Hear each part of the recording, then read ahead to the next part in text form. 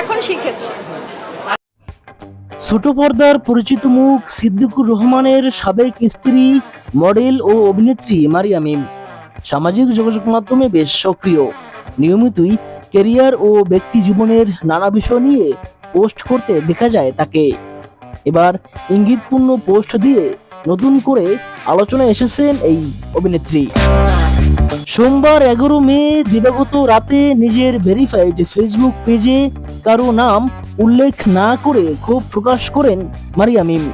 তিনি লেখেন, বন্ড হুজুর ফেসবুকটা নোংরা বানাই ফেলতেছে। পোস্টটি প্রকাশের পর থেকেই সামাজিক যোগাযোগ মাধ্যমে তা নিয়ে শুরু হয় আলোচনা। অনেকে পোস্টটি শেয়ার করার পাশাপাশি বিভিন্ন মন্তব্য করছেন। নেটিজেনদের একাংশের ধারণা, সাবেক স্বামী সিদ্দিকুর রহমানকে ইঙ্গিত করেই এমন মন্তব্য করেছেন মারিয়া মিম, যদিও পোস্টে তিনি সরাসরি কারো নাম উল্লেখ করেননি। উল্লেখ্য, গত বছর কারাগারে যাওয়ার পর ধর্মের প্রতি মনোযোগী হন অভিনেতা সিদ্দিক। বিভিন্ন সংবাদ মাধ্যমে দেওয়া সাক্ষাৎকারে নিজের জীবনযাত্রায় পরিবর্তনের কথা জানিয়েছেন তিনি। এর কিছুদিন আগে একটি পুরস্কার বিতরণী অনুষ্ঠানে অংশ নিয়েছিলেন মারিয়া মিম। সেখানে সাবেক স্বামী সিদ্দিককে নিয়ে প্রশ্ন করা হলে বিরক্ত হয়ে অনুষ্ঠানের স্থল ত্যাগ করেন তিনি।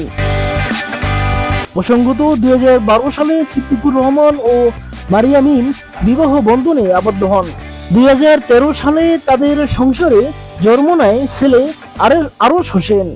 তবে দাম্পত্য জীবনের টানাপোড়েনের জেরে 2019 সালের শেষ দিকে বিচ্ছেদ হয় এই জুটির। এরপর দুজনের কেউই নতুন করে বিয়ে করেননি।